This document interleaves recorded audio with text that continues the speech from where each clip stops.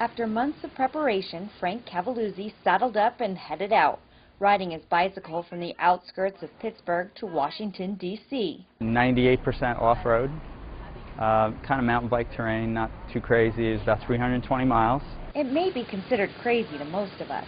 If it was a regular bike or a trail bike, I could see it, but with one gear and standing up the whole way with no seat, I couldn't imagine it. Physically, I feel good. I got a couple blisters in different parts of my body, and legs are sore a little bit. Cavaluzzi was diagnosed with allergic asthma in 2004. At the time, he was sure he would have to give up his riding forever.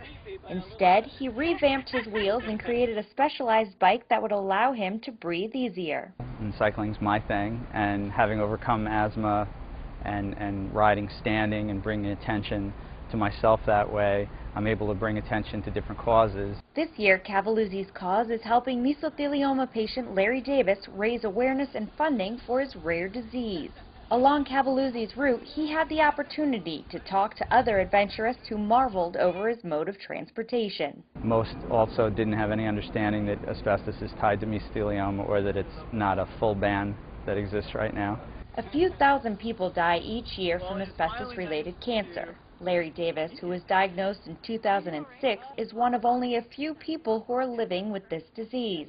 I don't consider myself a victim anymore. I'm a survivor of it. Davis has peritoneal mesothelioma, which has grown in his lower abdominal cavity. Initially, like for most patients, he was told he only had a few years to live. Since then, he has been working to bring a true ban on asbestos use in the United States and find a cure for this man-made cancer. All the people he talked to along the way, I had contacts on my Facebook page from messages he gave people, and they contacted me and actually made donations to the Mesothelioma Foundation. And that's really what we need for this disease. Danelle Mangone works tirelessly for the Mesothelioma Applied Research Foundation. She is in charge of the grant proposal process.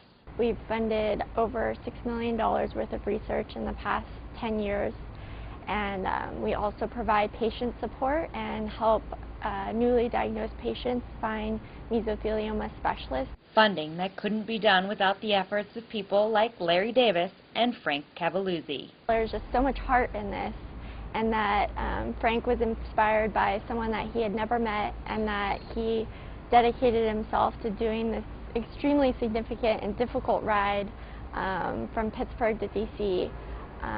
All, you know, in honor of Larry. I think it's great, and we need more people out there like Frank. I feel like it's something that I have a duty to do in a way.